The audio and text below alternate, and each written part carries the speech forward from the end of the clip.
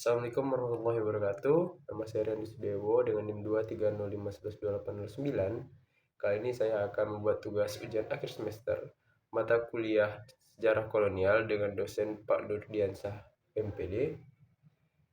Saya kali ini akan menjelaskan tentang sistem tanam paksa. Sistem tanam paksa atau sel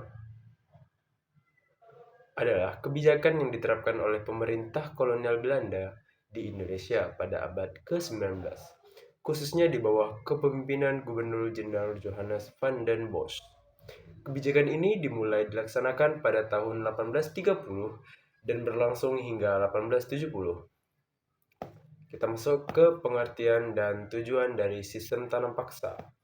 Sistem tanam paksa mewajibkan petani pribumi untuk menanam tanaman tertentu seperti kopi, teh, dan gula yang merupakan komoditas ekspor.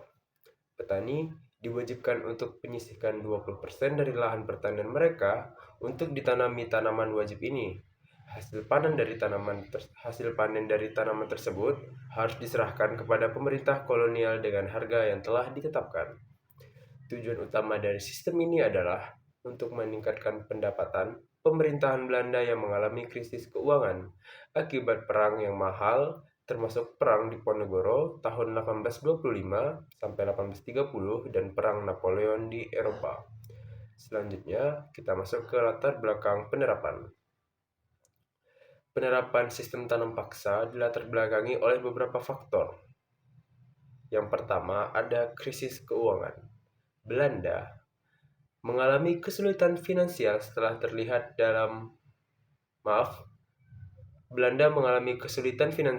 terlibat dalam berbagai perang, termasuk perang melawan Napoleon dan perang di Indonesia.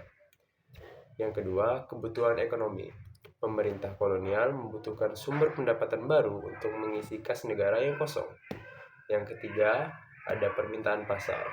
Permintaan tinggi terhadap komoditas pertanian di pasar Eropa mendorong pemerintah untuk mengeksploitasi sumber daya alam di Indonesia. Kemudian kita masuk dalam peraturan dan pelaksanaan. Peraturan sistem tanam paksa ditetapkan dalam Lembaran Negara Statbald tahun 1834 nomor 22. Beberapa poin penting dalam peraturan tersebut meliputi: yang pertama, petani diwajibkan menanam tanaman ekspor pada 20% dari total tanah mereka atau lahan mereka. Yang kedua, hasil panen harus dijual kepada pemerintah dengan harga yang telah ditentukan. Yang ketiga, jika petani tidak memiliki lahan, mereka diwajibkan bekerja di perkebunan milik pemerintah selama sekitar 66 hari setiap tahun sebagai pajak atas ketidakmampuan mereka menyerahkan hasil panen. Setelah itu, kita masuk ke dampak sosial dan ekonomi. Sistem tanah paksa membawa dampak yang sangat merugikan bagi masyarakat pribumi. Yang pertama, ada eksploitasi tenaga kerja. Banyak petani dipaksa bekerja tanpa imbalan uang yang layak, sehingga menguras tenaga dan waktu mereka tanpa mendapatkan feedback yang cukup baik. Yang kedua, itu krisis pangan. Fokus pada tanaman ekspor mengakibatkan kurangnya perhatian terhadap kebutuhan pasokan pangan lokal, seringkali menyebabkan kelaparan di kalangan rakyat. Yang ketiga, ada penyimpangan praktek. Dalam prakteknya, banyak penyimpangan yang terjadi. Petani seringkali dipaksa menanam lebih banyak dari yang seharusnya dan menghadapi hukuman berat jika nanti tidak memenuhi target yang ditentukan oleh pemerintah Belanda. Dan kita sudah masuk ke akhir dari sistem tanam paksa itu sendiri.